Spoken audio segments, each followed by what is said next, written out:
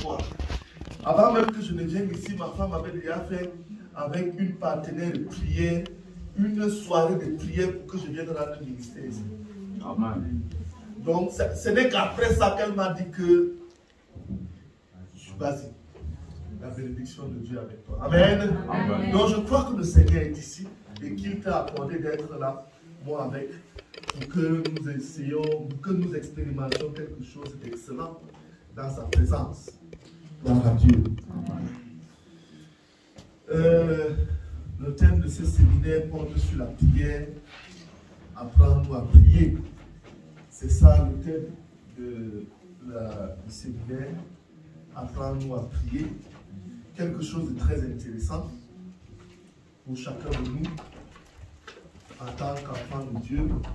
Et c'est un privilège pour moi de prendre la parole pour parler de ce sujet.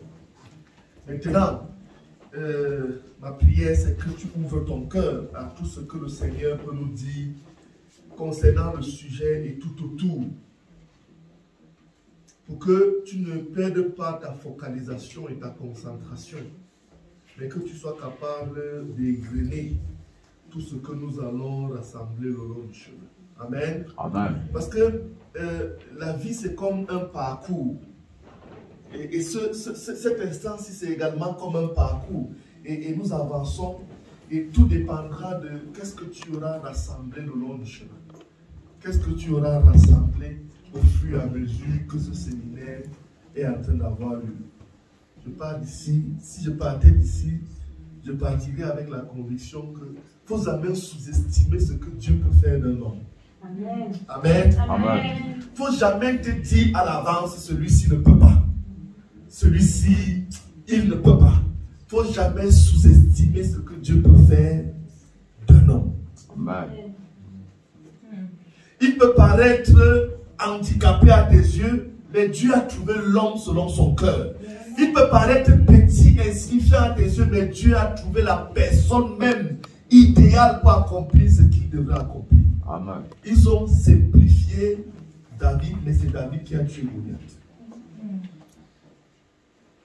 Donc ça, c'est un très grand enseignement avec lequel je partirai ici. Parce que ma joie est grande de savoir que Dieu a agi de façon inespérée, inestimable, de façon à nous terrasser tous. Lorsque je regarde ce que Eric et Doris sont en train d'accomplir dans cette ville. Ce n'est pas un hasard que nous soyons dans ces locaux-ci, là où nous nous trouvons aujourd'hui. Je vais vous dire pourquoi nous sommes là aujourd'hui. Nous sommes dans ces locaux-ci parce que Dieu va faire en sorte que bientôt, ce petit groupe, ce que vous avez vu, qui a commencé dans un petit salon quelque part, prenne possession de ce lieu-ci, l'envahisse et remplisse. Parce que d'ici quelques temps, les séminaires que nous allons organiser dans cette ville, ce ne sera pas dans cette petite salle. Ce ne sera même pas dans la grande salle. On devra casser tout pour pouvoir agrandir afin que le bâtiment soit capable de contenir tout ce que Dieu veut faire dans cette ville. Parce que ce que Dieu veut faire dans cette ville est juste inimaginable.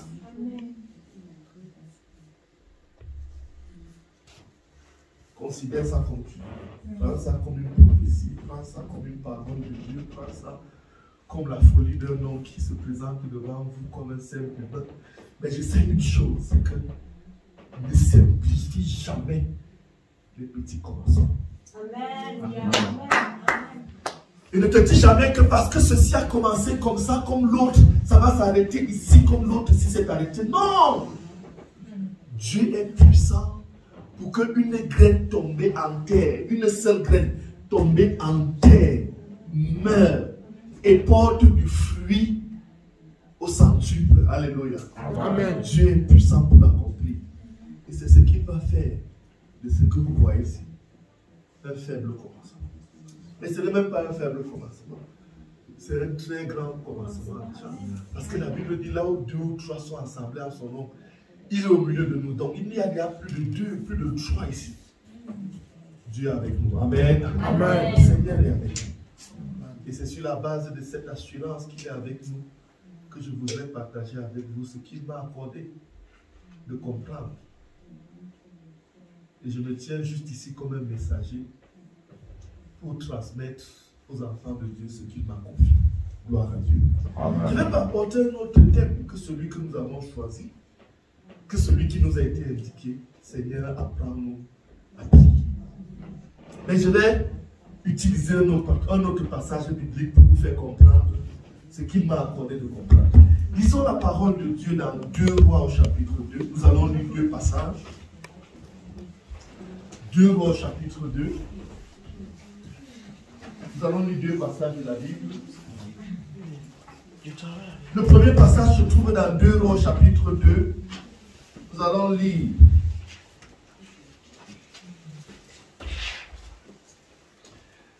J'espère que tu aimes la Bible. Nous allons lire un peu dans la Bible. Ce sera suffisant pour ta lecture biblique aujourd'hui. Parce que tu dois lire la Bible chaque jour.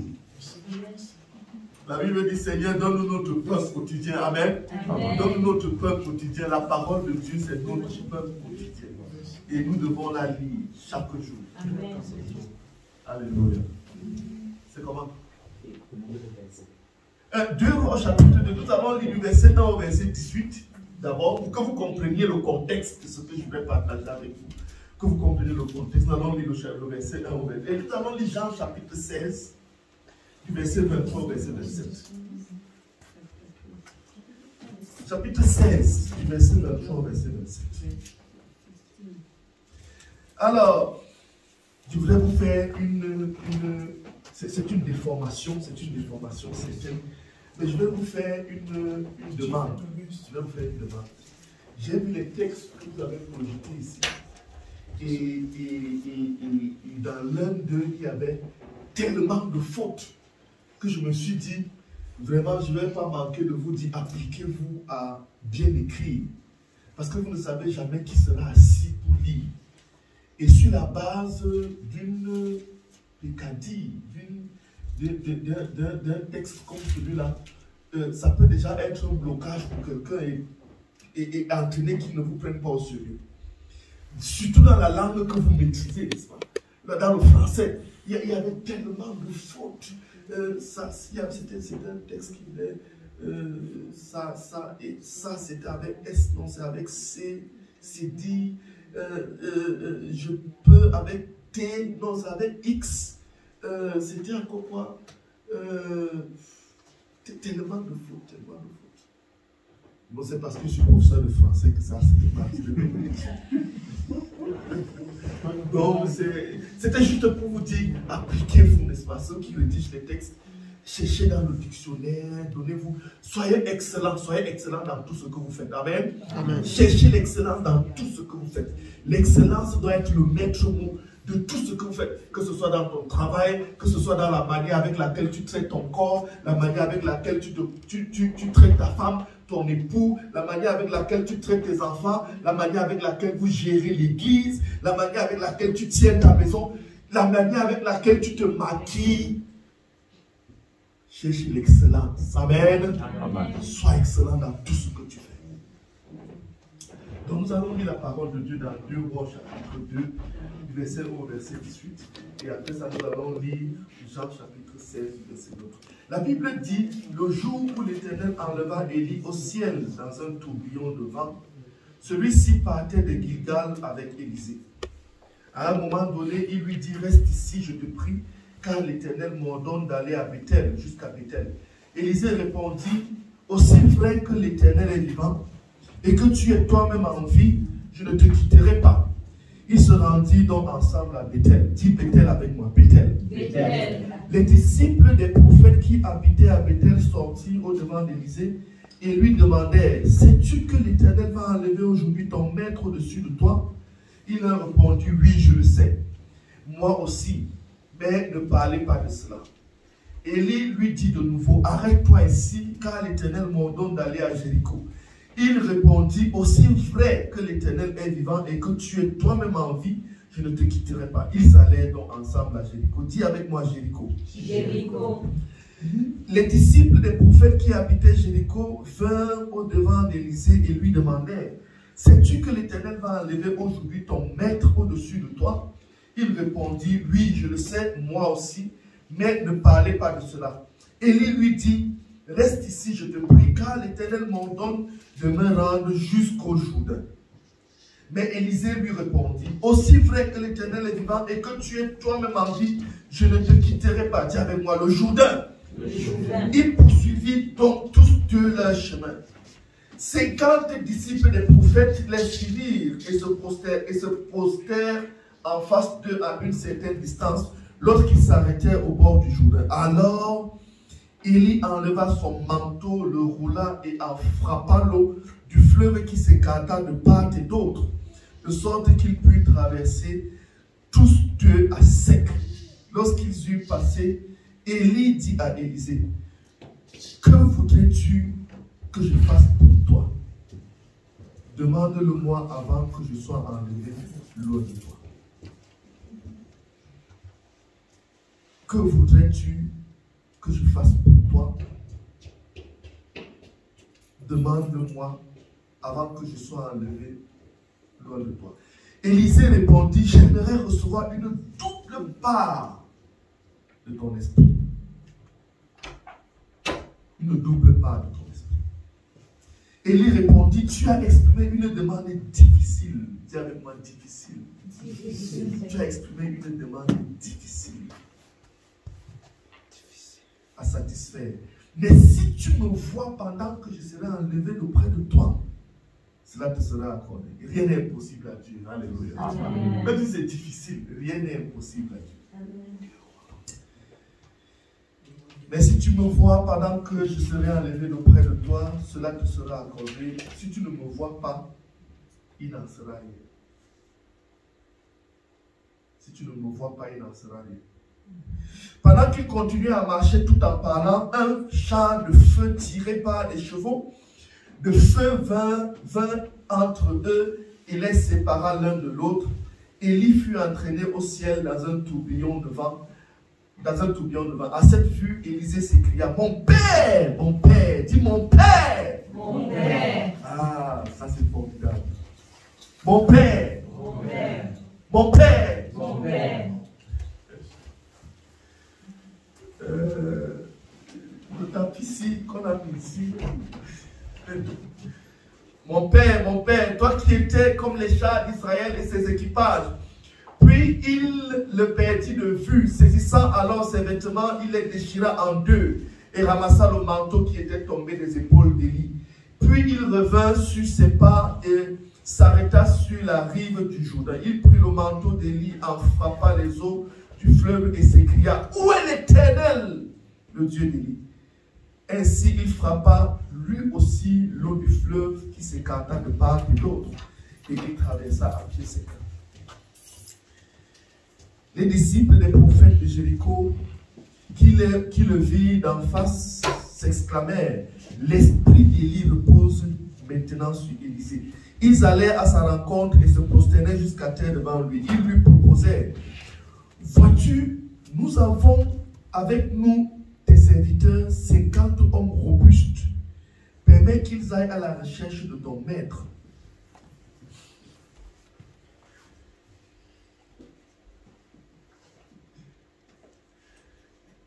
C'est une parole pour toi. Mais j'arrive. Permets qu'ils aillent à la recherche de ton maître. Peut-être l'Esprit de l'Éternel n'a-t-il fait que l'emporter et le jeter sur quelques montagnes ou quelques ravins?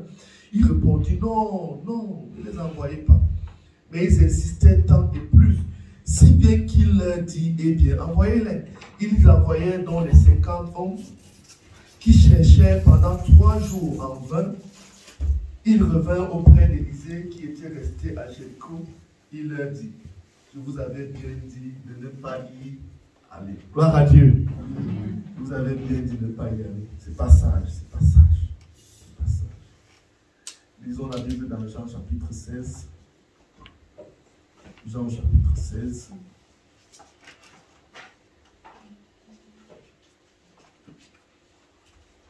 Cette fois-ci, ce ne sera pas aussi long que dans 2 Rois chapitre 2. Jean chapitre 16.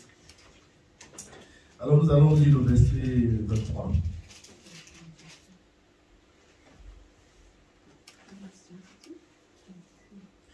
La Bible dit, lisons à partir du verset 22, Jésus a donné sa main et il dit, vous de même, vous êtes maintenant dans la douleur, mais je vous enverrai, mais je vous verrai de nouveau.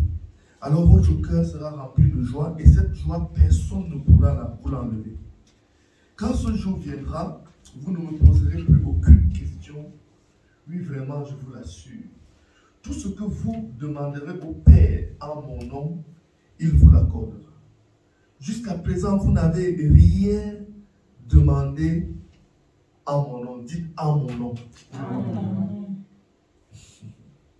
Vous n'avez rien demandé en mon nom. Vous avez demandé beaucoup de choses, mais vous n'avez pas encore demandé quelque chose en mon nom. Vous n'avez rien demandé. Demandez et vous recevrez pour que votre joie soit complète. Je vous ai dit tout cela de manière figurée. L'heure vient où je ne vous parlerai plus de cette manière. Je vous annoncerai en toute clarté ce qui concerne le Père. Ce jour-là, vous adresserez vos demandes au Père en mon nom. Dites en mon nom. Vous adresserez vos demandes au Père en mon nom. Et je ne vous dis pas que j'interviendrai en votre faveur auprès du Père, car le Père lui-même vous aime, parce que vous m'aimez et que vous avez cru que je suis venu de lui. Alléluia. Amen. Si je devais donner un thème à mon partage, je l'intitulerais « Prier au nom de Jésus ». Prier au nom de Jésus. Nous savons prier, mais prier en son nom, c'est une autre chose. C'est ce que j'aimerais que nous apprenions aujourd'hui. Le thème, c'est « Seigneur, enseigne-nous à prier ».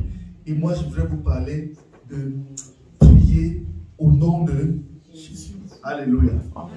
Père, je prie afin que ton onction descende sur nous, et spécialement sur moi pendant que je partage avec mes bien-aimés ce que tu as confié à mon cœur, de leur donner. Et je prie afin que le Saint-Esprit prenne contrôle de ce lieu-ci et nous accorde la capacité de comprendre ce que l'Esprit a dit à l'Église. Car c'est à toi qu'appartiennent le règne. Alléluia. La puissance et la gloire. Aujourd'hui et pour toujours. Que l'Église de Dieu dise Amen. Amen. Alléluia. Amen. Oh, ça c'est bien, ça c'est bien, ça c'est bien, ça c'est bien. Je vais commencer par vous dire quelque chose. J'ai constaté que l'homme est changeant. L'homme change. L'homme change même dans ses promesses. Ce n'est pas parce qu'il te dit aujourd'hui, dans une situation où il est très content que non, je vais faire ça pour toi, que c'est sûr que le moment venu, il va faire ça pour toi. Parce que l'homme change. Sa pensée change. Il change dans ses promesses, il change. Et très souvent, nous sommes très forts pour faire des promesses.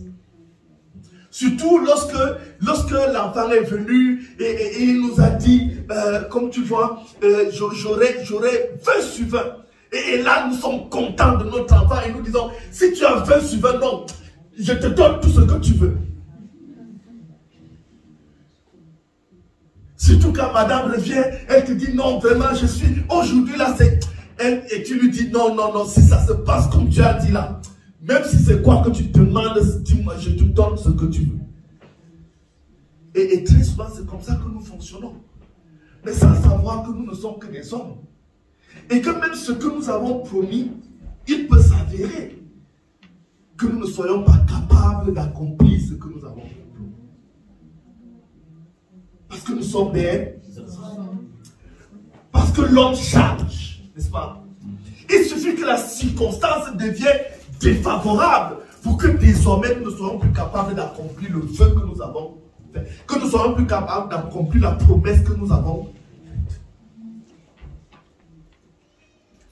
Et très souvent, nous pouvons également dire, demande ce que tu veux, fais ce que non, là où je suis là, même si c'est la moitié de mon royaume, demande-moi ça, je te donne.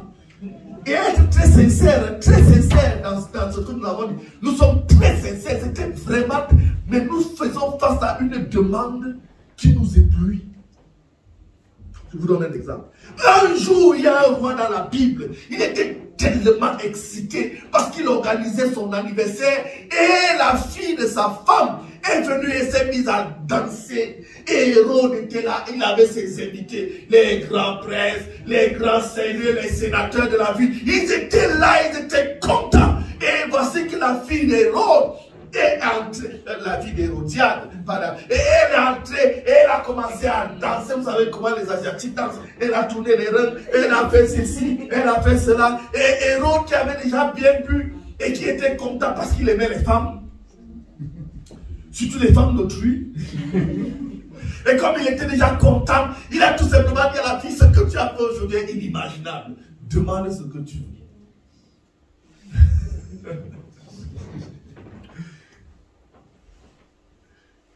Vous savez ce qu'elle a demandé? Elle a fait une demande. Il ne pouvait pas s'imaginer que ça allait venir de cet angle-là. Même si on lui donnait, il ne pouvait pas s'imaginer que ce que cette fille allait demander. Fais très attention lorsque tu fais des promesses. N'est-ce pas? Fais très attention lorsque tu es déjà excité et tellement en joie, tellement, et tu commences à dire vraiment, je vais. Non, fais très attention. Parce que tu peux te retrouver devant une demande comme celle-là et tu prends peur. Parce que la Bible dit, Hérode prit peur. Il fut bouleversé par cette demande. Donne-moi maintenant sur ce plan la tête de Jean-Baptiste. Donne-moi maintenant sur ce plan la tête de Jean-Baptiste.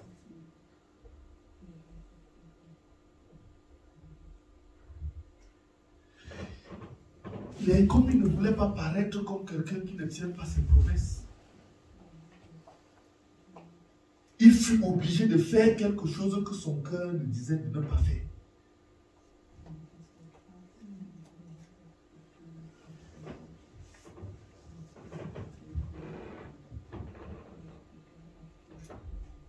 Mais je suis venu ici vous parler de quelqu'un qui tient sa promesse et qui a l'autorité, la capacité, la richesse, la science et tout ce qui est nécessaire pour accomplir ses promesses.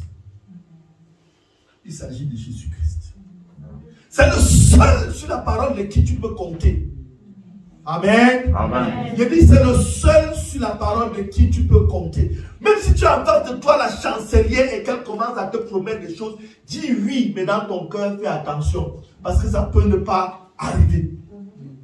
Même si ton mari est le milliardaire le plus, même s'il te promet quoi, ne commence pas à calculer ça avant que ce ne soit arrivé. Parce qu'il peut changer ta vie. Ou alors les circonstances peuvent changer d'un moment à un autre. Et il ne soit plus capable d'accomplir ce qu'il t'avait promis. Bon, attendez. Je voudrais vous dire quelque chose.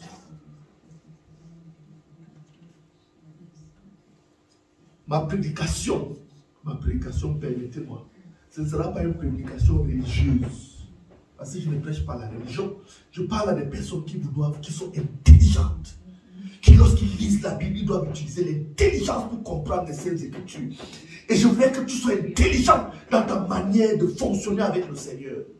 Donc c'est pour ça que je voudrais prêcher quelque chose qui correspond à ta vie. Même si nous l'avons lu, je ne suis pas venu ici vous raconter des histoires. Il faut que mon message corresponde à quelque chose à laquelle tu peux t'identifier pour que tu sois capable de partir d'ici et ne pas oublier. Parce que ce que nous sommes très forts et que nous faisons très souvent, c'est qu'après avoir applaudi ce que il a prêché comme on n'a jamais prêché, le prochain instant, c'est qu'on a oublié. Hein. Si 2 semaines après, on nous demande, il a encore prêché quoi? Vraiment, je sais même qu'il avait prêché quoi. Il avait dit... Non. Ça, c'est faire preuve de manque d'intelligence. La Bible dit, si nous manquons d'intelligence, nous devons demander. Donc pendant que je prie, dis Seigneur, donne-moi l'intelligence pour comprendre. Lorsque je parle d'intelligence, ce n'est pas juste pour comprendre les mathématiques. Vous êtes même plus fort en maths que mais pour comprendre la chimie. Non, je parle de l'intelligence divine. Pour comprendre quelque chose, la voix de Dieu dans ce que quelqu'un dit. C'est ça dont il est question. Donc n'attends pas que je commence à expliquer le livre. Non. Attends-toi à la parole de Dieu qui veut s'adresser à